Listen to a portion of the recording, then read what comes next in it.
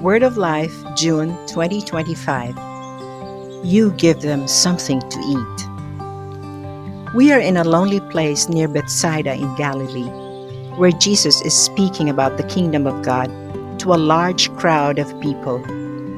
He had gone there with the disciples so they could rest after a long and busy period in that region, during which they had preached and called for conversion, proclaiming the good news everywhere and healing many people.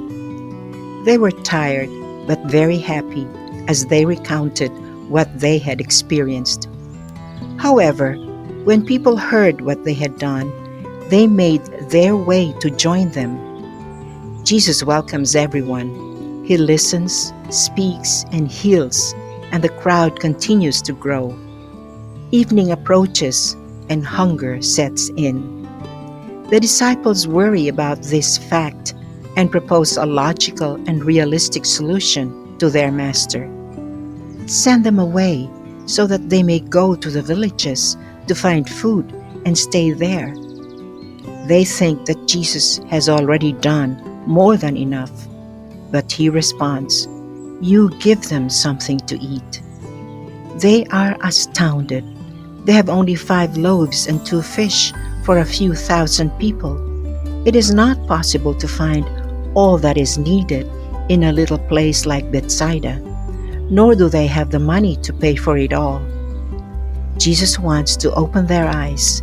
He is deeply touched by the needs and problems of the people, and he wants to find a solution for them. He does this by starting from reality and valuing what is there. True, the disciples have very little, but he entrusts them with a mission. He asks them to be instruments of God who is mercy and who looks after his children.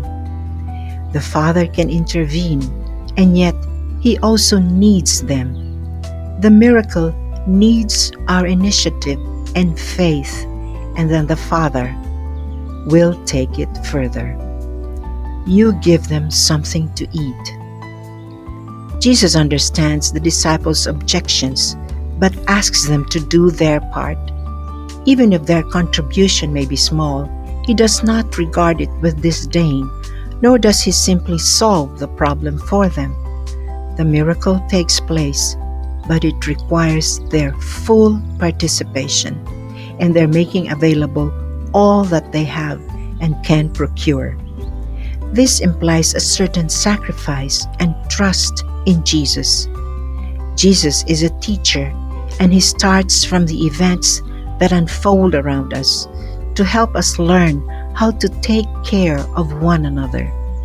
When we are aware that others are in need, excuses such as, "It is not our job, we can't do anything about it," or "they have to make do like everyone else," have no value at all. According to God's plan for society, blessed are those who feed the hungry, who clothe the poor, and who visit those in need. You give them something to eat. This episode recalls a passage found in the book of Isaiah that describes a banquet offered by God Himself to all nations when He will wipe away the tears on every face. Jesus asks people to sit down in groups of 50, a number found in Old Testament texts that describe significant occasions. He is the Son, but He acts like the Father, revealing His divinity. He Himself will give everything, even to the point of becoming food for us in the Eucharist, the new banquet of sharing. During the COVID-19 pandemic, the Focolare community in Barcelona became aware of the many challenges that the people around them were facing. They used social networks to create a group to collect information about needs and to pool resources. They commented that it was impressive to see how furniture, food, medicine, and household appliances were circulated. They said, "Alone, we can do little, but together, we can do a lot."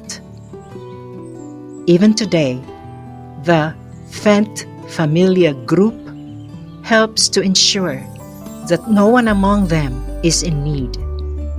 This is how the first Christians lived.